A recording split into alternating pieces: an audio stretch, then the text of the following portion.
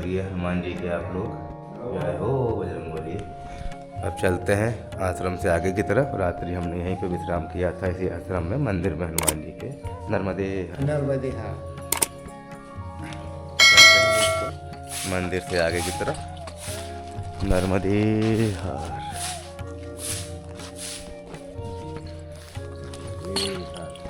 आप लोग बने रहिए हमारे YouTube चैनल तपस्वी मार्ग में। नर्मदे हर। तो मैया की यात्रा का आनंद लेते रहिए।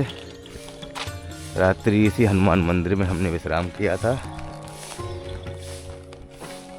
अब यहाँ से आगे की यात्रा प्रारंभ करते हैं मैया का नाम लेते हुए। नर्मदे हर, नर्मदे हर।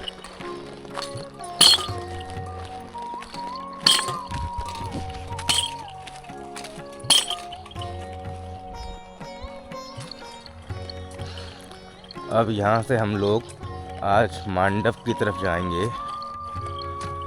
यहाँ से करीब 34 किलोमीटर है। देखते हैं कितना पहुँच पाते हैं। और जहाँ हम रुके थे रात्रि, उस गांव का नाम धनखेड़ी था। वहाँ कोई आश्रम नहीं था। यहाँ मंदिर में रुके थे हनुमान जी के। गांव के एक व्यक्ति ही हमारे लिए आटा और दाल दे गए थे, तो उसकी हम लोगों ने दाल बाटी बना के रात में अपनी खाई थी। जहाँ व्यवस्था होती है वहीं रुक जाते हैं, मैया कृपा से जहाँ मैया रोके। देखिए सुबह कितना अच्छा मौसम है।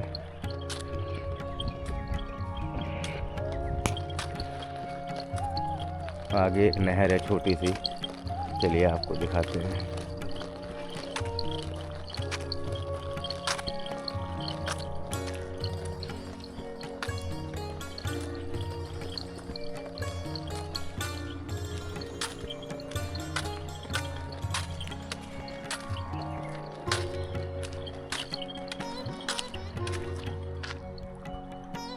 नर्मदे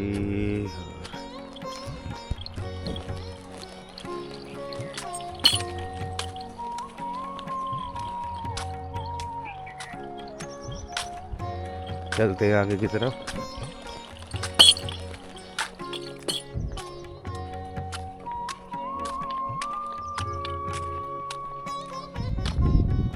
देखिए सामने मकान है, इधर वो कन्या खड़ी है, उसने रोका है हम लोगों को। चलते हैं, देखते हैं कि मैया क्यों रोक रही हैं। नर्मदे हर, नर्मदे हर। मैया चाय के लिए रोका है मैया ने, तो चाय पी के फिर यहाँ से आगे बढ़ेंगे। नर्मदे हर। चाय पीने के पश्चात अब आगे की यात्रा प्रारंभ करते हैं। नर्मदे हर। इसी घर पे हमने चाय पी थी। और देखिए सूर्यदेव भी आसमान में निकल चुके हैं। चलिए प्रणाम करते हैं, फिर आगे बढ़ते हैं। जय हो सूर्य नारायण। तो देखिए यहाँ पे कोहरा पड़ रहा है। ठंड इतनी नहीं है लेकिन कोहरा पड़ रहा है। खेतों में ओस है जो।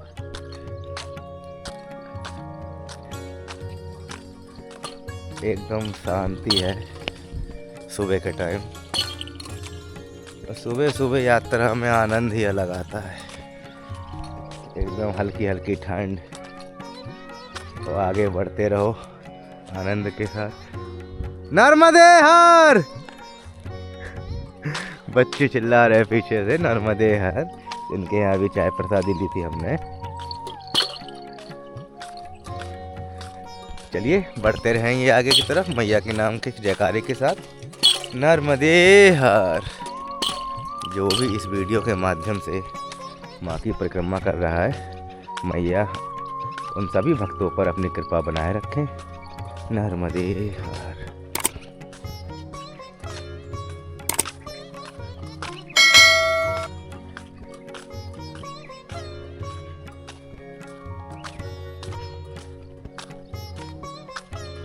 ये देखिए दोस्तों, नहर है कोई। चलते हैं आगे की तरफ। नर्मदे हर। देखिए ये लिखा हुआ है मांडव मार्ग।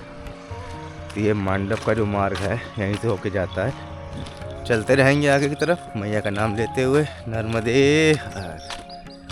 ये कितना मनमोहक दृश्य है। सामने सूर्यदेव निकल रहे हैं और देखिए रोड के दोनों साइड मकान बने हुए हैं। कितना अद्भुत नज़ारा है। जय हो मां नर्मदे।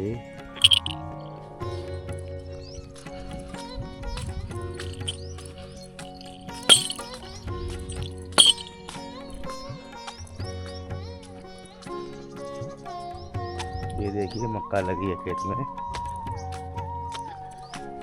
नर्मदे हर।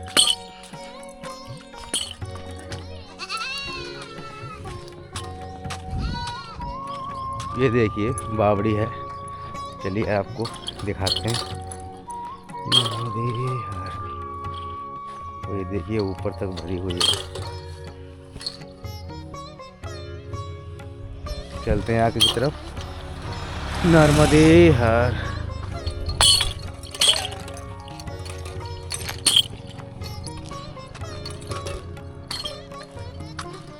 ये देखिए सामने जो गांव दिख रहा है आपको थोड़ी दूरी पे लुनहरा गांव है। चलते हैं गांव की तरफ। नर्मदे लुनहरा गांव सामने ही है। चलते हैं नर्मदे।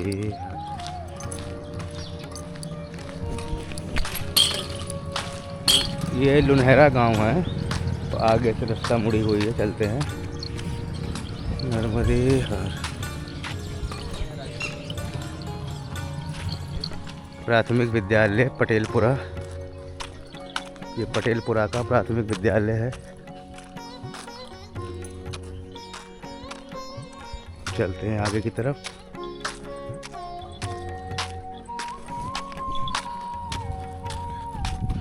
ये देखिए आगे झंडे दिखाई पड़ रहे हैं। चलते हैं वहाँ देखते हैं।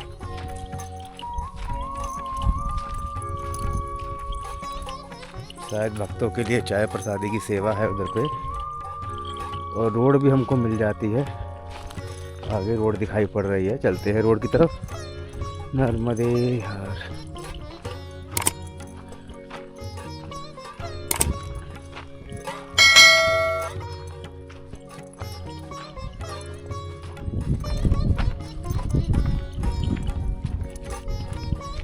कोई दुकान है सामने। चलते हैं थोड़ी देर बैठेंगे फिर आगे की यात्रा प्रारंभ करेंगे। नर्मदे हर।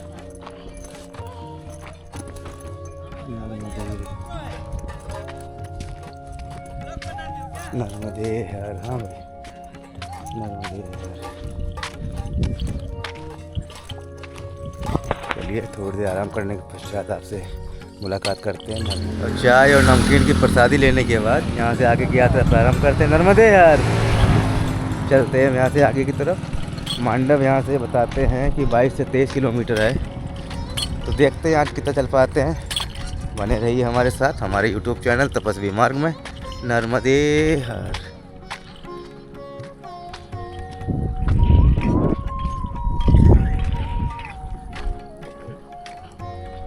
छोटी छोटी पहाड़ियों के ऊपर से रास्ता गया हुआ है। पहाड़ियाँ भी नहीं कहेंगे, पहाड़ियाँ ज़्यादा ऊंची होती हैं लेकिन पहाड़ी ही मान लीजिए। देखिए रास्ता कितनी ऊंचाई पे होके निकला है। ऊपर नीचे ऊपर नीचे।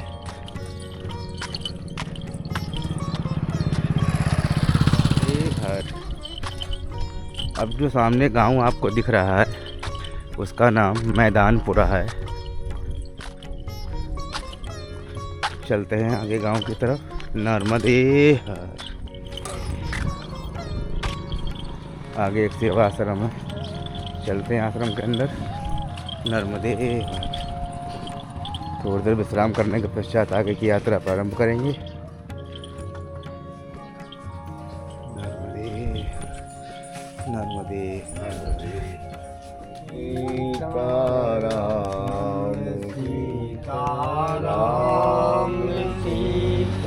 नर्मदे हर। दोपहर की भोजन प्रसादी लेके थोड़ा आराम करते हैं फिर आगे की तरफ निकलेंगे। नर्मदे हर। और थोड़ी देर आराम करेंगे, आधा घंटा करीब। उसके बाद आगे की यात्रा प्रारंभ करेंगे। आप लोग बने रहिए हमारे साथ, हमारे यूट्यूब चैनल तपस्वी मार्ग में। भोजन प्रसादी लेने के पश्चात आधा घंटा आराम करके अब आगे की यात्रा प्रारंभ करते हैं। नर्मदे हर। चलते हैं यहाँ से आगे की तरफ। नर्मदे हर। ये रामाधाम रामकुटी आश्रम था। यहाँ पे हमको मक्के की बाटी और दाल और मठा भोजन प्रसादी में मिला था। और थोड़ी देर आराम करने के पश्चात आगे की यात्रा प्रारंभ कर चुके हैं हम लोग।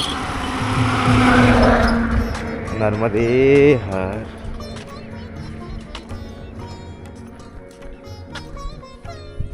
ये देखिए रामाधामा का स्वास्थ्य केंद्र है। आश्रम गांव से पहले ही बना हुआ, थोड़ा आधा किलोमीटर पहले, गांव से आधा किलोमीटर पहले ही आश्रम बना हुआ था। ये रामाधामा गांव है। चलते हैं आगे की तरफ। नर्मदे हर।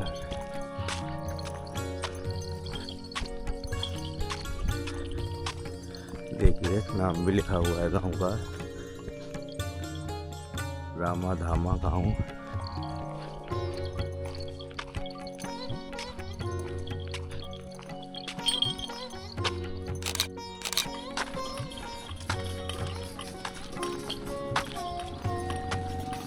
ये देखिए कितनी अच्छी फसल खड़ी हुई है, वो देखने में एकदम हरी हरी कितनी अच्छी लग रही है। नर्मदे। ये देखिए सामने एक मंदिर है, चलिए आपको दर्शन कराते हैं। नर्मदे।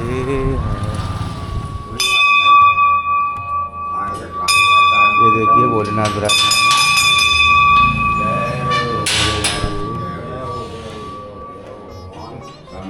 दर्शन करिए आप सब लोग। जय हो भोले भंडारी।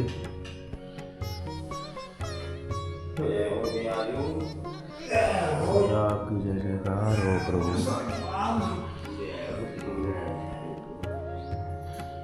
चलते हैं बगल में मंदिर दिखाते हैं आपको। ये देखिए ये बजरंगबली विराजमान है।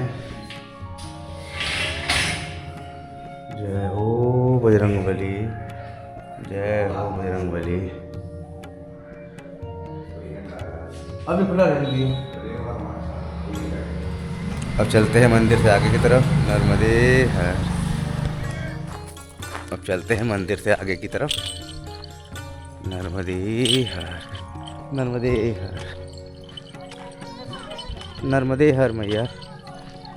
नर्मदे हर।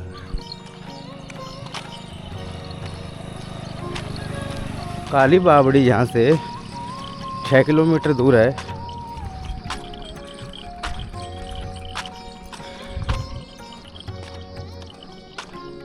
नर्मदे हर।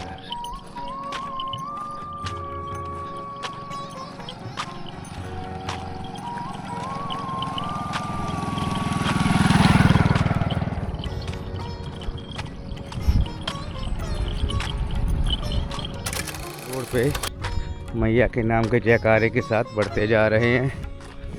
नर्मदे हर।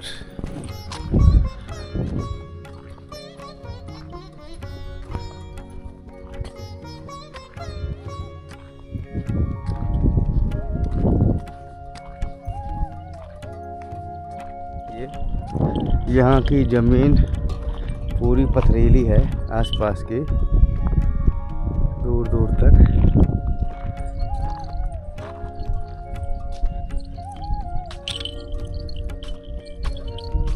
नर्मदे हर।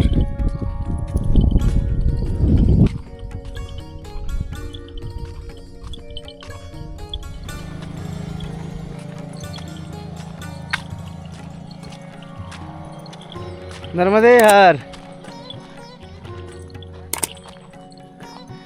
देखो मैया खाद डाल रही है, बाबा हल चला रहे खेत में। नर्मदे हर। ये देखिए सामने एक मंदिर दिखाई पड़ रहा है, चलते हैं मंदिर की तरफ और आपको दर्शन कराते हैं। आप लोग बने रहिए हमारे YouTube चैनल तपस्वी मार्ग के साथ। नर्मदे। मंदिर अभी निर्माणाधीन है, मंदिर में कार्य चल रहा है, देख सकते हैं आप लोग। चलिए फिर भी अंदर चल के देखते हैं एक बार। नर्मदे।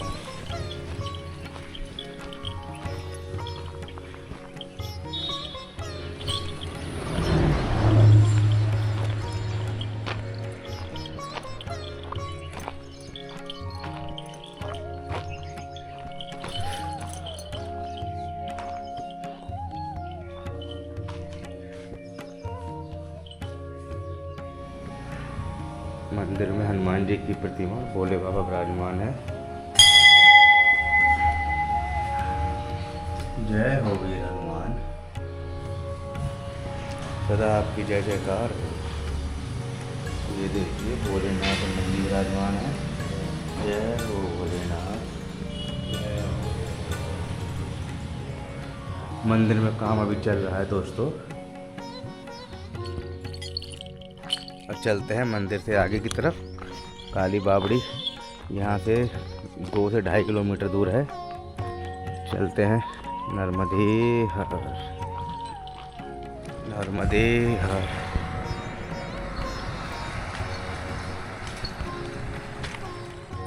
ये देखिए नाग देवता का मंदिर है।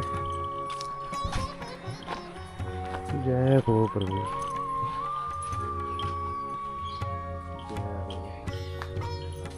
जय हो।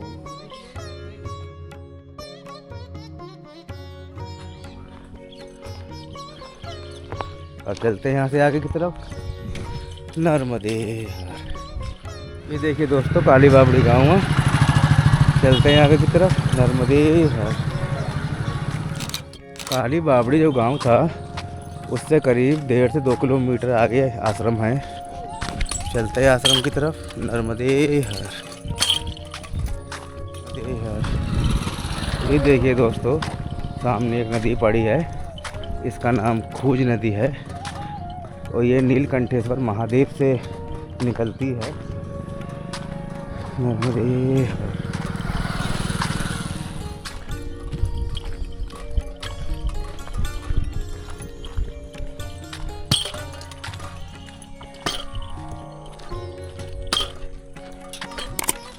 ये देखिए इस नदी का नाम खूज है। हाँ हाँ।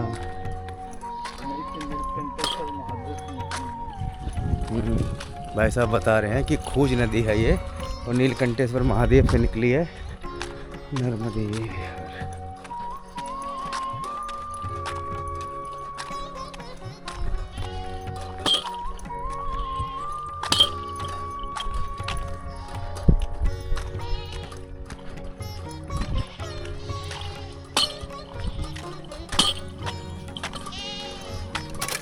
काली बावड़ी से हम लोग काली बावड़ी गांव से आगे निकल चुके हैं और काली बावड़ी से 3 किलोमीटर आगे छितरी में आश्रम है। चलते हैं वहीं पे आज रात्रि विश्राम करेंगे। नर्मदे हर। देखते हैं आश्रम कितनी दूर है। नर्मदे हर। देखिए यहाँ से फिर से हमको पहाड़ दिखने लगे हैं। काफ़ी दूर हैं जिस कारण कैमरे में दिखाई नहीं पड़ रहे होंगे। चलते हैं आगे की तरफ। नर्मदे। देखिए दोस्तों शाम के टाइम काफ़ी ठंडी ठंडी हवा चल रही है। काफ़ी आनंद आ रहा है यात्रा में इस समय।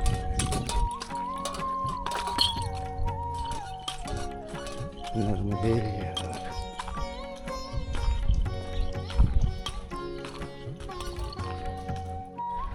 नर्मदे हर।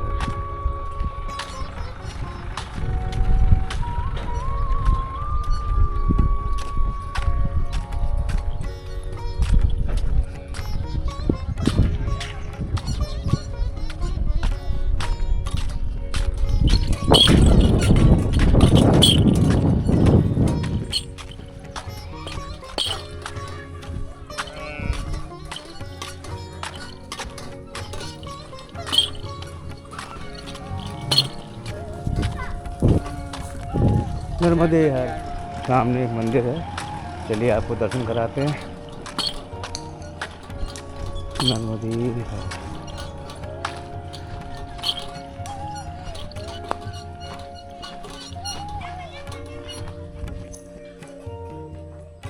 बजरंगबली विराजमान है मंदिर में, दर्शन करिए आप लोग।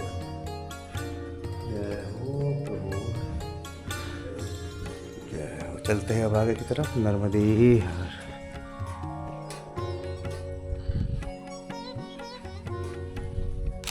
अब चलते हैं मंदिर से आगे की तरफ। नर्मदे नर्मदे नर्मदे हर। ये देखिए एक छोटा सा पुल है। अब साइड में नदी है या नहर है हम नहीं जानते, लेकिन काफ़ी तेज बहाव है पानी का। अभी आपको दिखाते हैं, ये देखिए।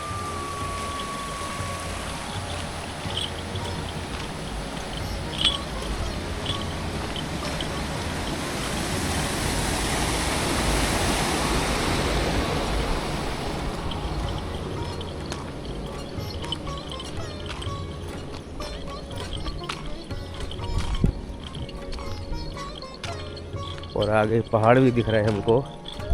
अब ये नहीं पता कि आगे का रास्ता पहाड़ों के ऊपर से है कि रोड के थ्रू है, वो आगे जाके ही मालूम पड़ेगा, जो हम कल की वीडियो में आपको दिखाएंगे। अभी चलते हैं आश्रम की तरफ। बने रहिए आप लोग हमारे साथ, हमारे यूट्यूब चैनल तपस्वी मार्ग में। नर्मदे हर।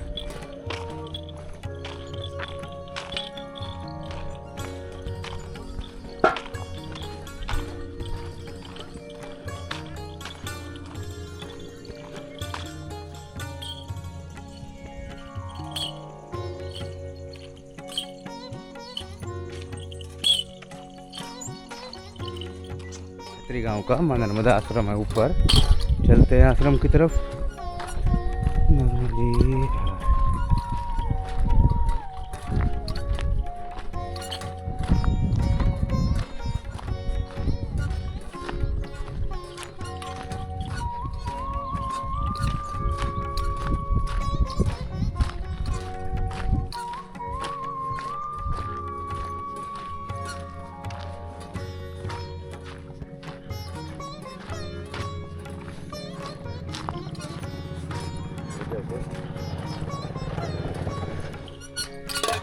चलते हैं आश्रम के अंदर।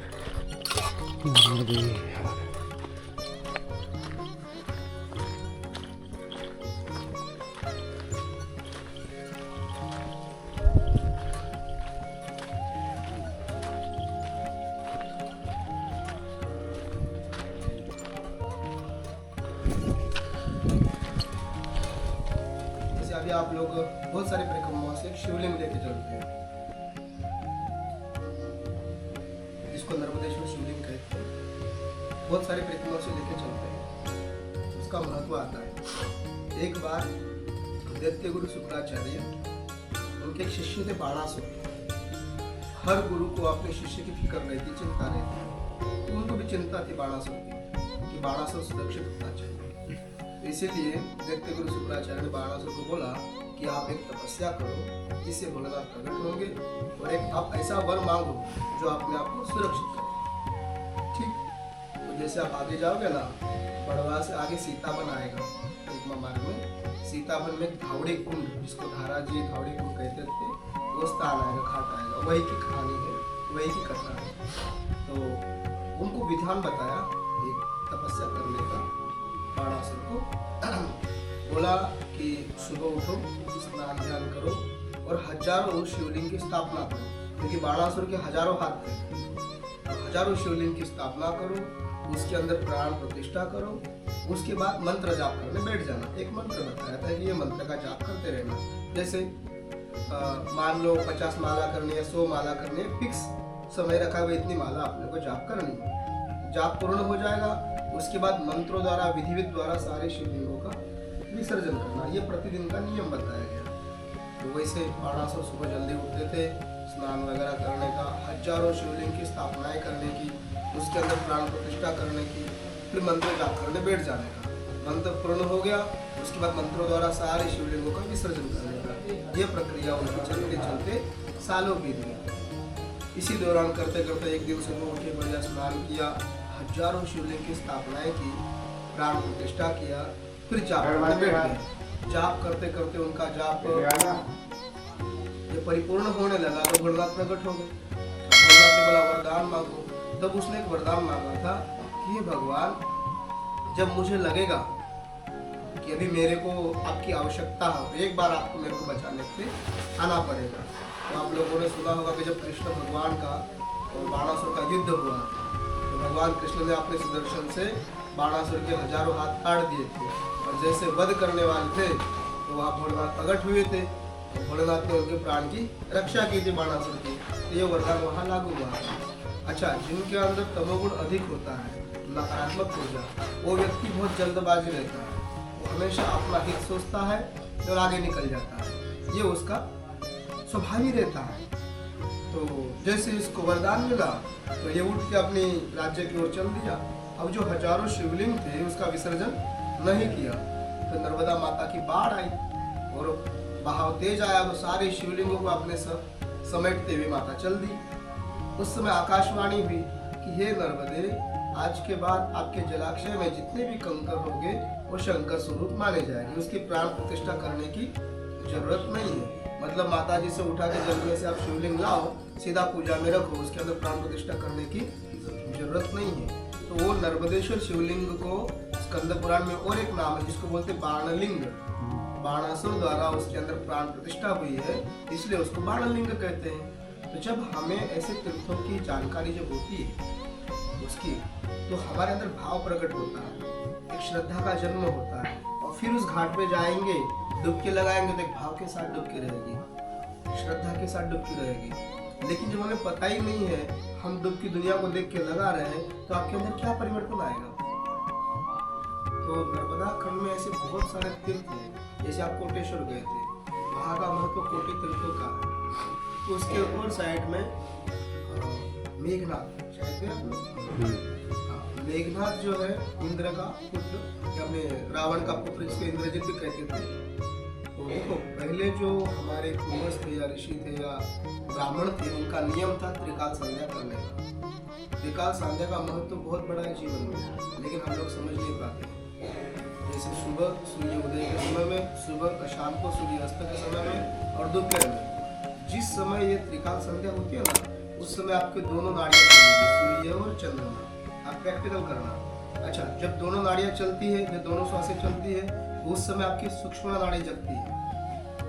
जब सूर्य और चंद्र दोनों नाड़ी चलेगी, उस समय सूक्ष्म नाड़ी भी चालू हो जाएगी। तो हमारा जो दो प्रकार का मन होता है, एक होता है अवचेतन, एक होता है चेतन। अभी हम लोग जो सोच रहे, बातें कर रहे, चेतन मन की प्रक्रिया है। चेतन 10% खुला है। साइंस कहता है कि हमारा 90% दिमाग सोया हुआ है। तो जो सोया हुआ है ना, वो अवचेतन मन है। अवचेतन मन के पास 90% ऊर्जा होती है। तो जब हम कोई संध्या के समय में कोई भी संकल्प ले रहे हैं कि भाई मुझे जीवन में ये करना है, या मुझे ये करना है, या ये होना ही चाहिए, अगर आपने ऐसा कोई संकल्प लिया और वो संदेश अवचेतन मन तक पहुंचेगा, कैसे?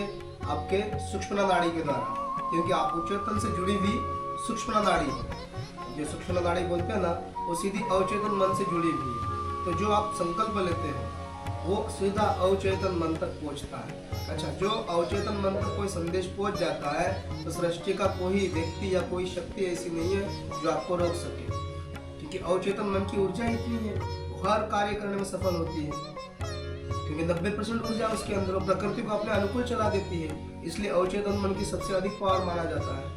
तो उस समय सारे जो ब्राह्मण थे या ऋषि थे या अपने पूर्वज थे, तो संध्या जरूर करते थे, त्रिकाल संध्या। एक तुरी संध्या भी होती है जो रात्रि काल में होती है, 11:30 से 12:30 बजे। उस समय में भी ऊर्जा उतनी की उतनी रहती है। मतलब उस समय भी वही दोनों श्वासें चलती है, चंद्र और सूर्य, जिसको इंगला और पिंगला बोलते हैं अपन लोग, वो बीच में रहती है, उसको सूक्ष्मना बोलते हैं। तो वो सूक्ष्मना नाड़ी सीधा अवचेतन मन तक जुड़ी हुई है। तो जो भी आपको कोई संदेश पहुंचाना है, तो सीधा अवचेतन मन तक पहुंचा सकती है। फिर कोई भी कार्य हो वो सफल होना ही। तो वो पहले नियम था।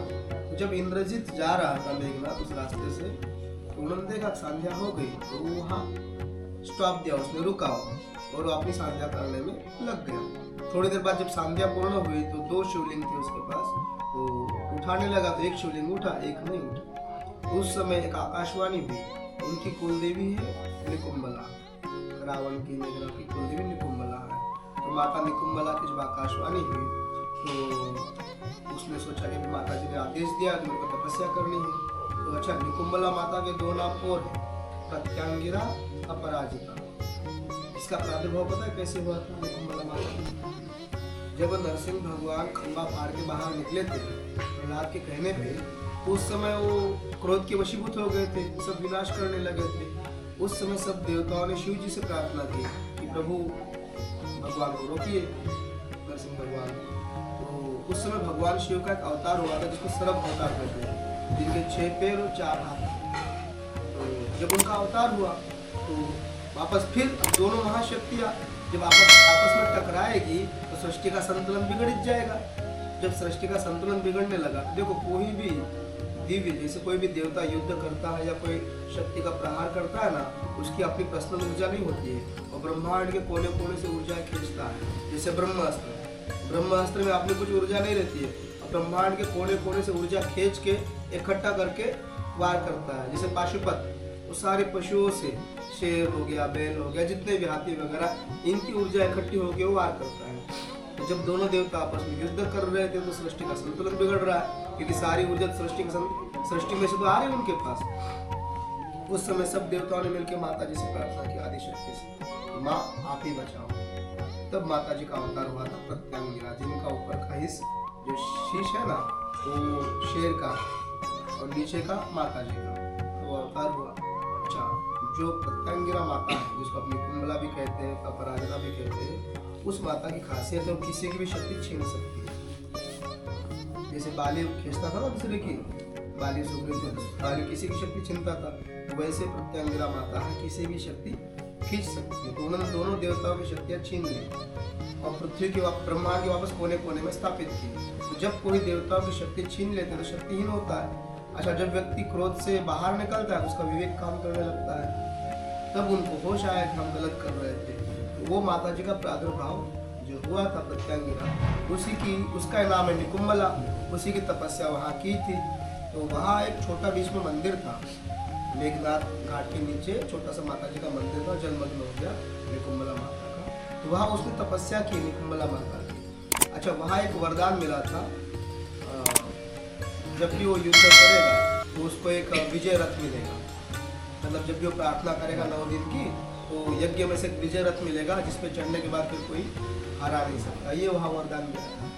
तो उस जगह में जो भक्त स्नान करेगा उसको भी एक वरदान मिला है।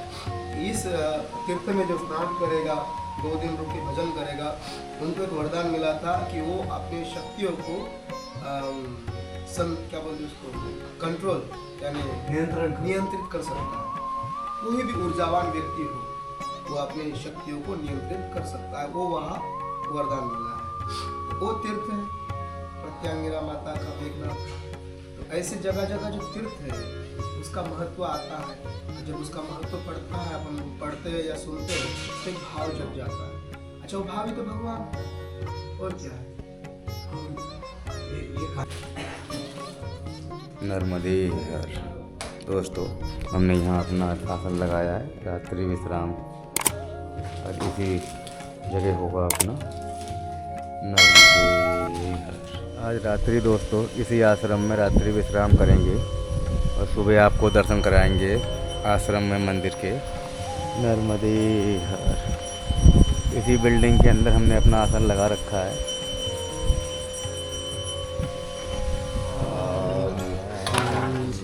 सीताराम।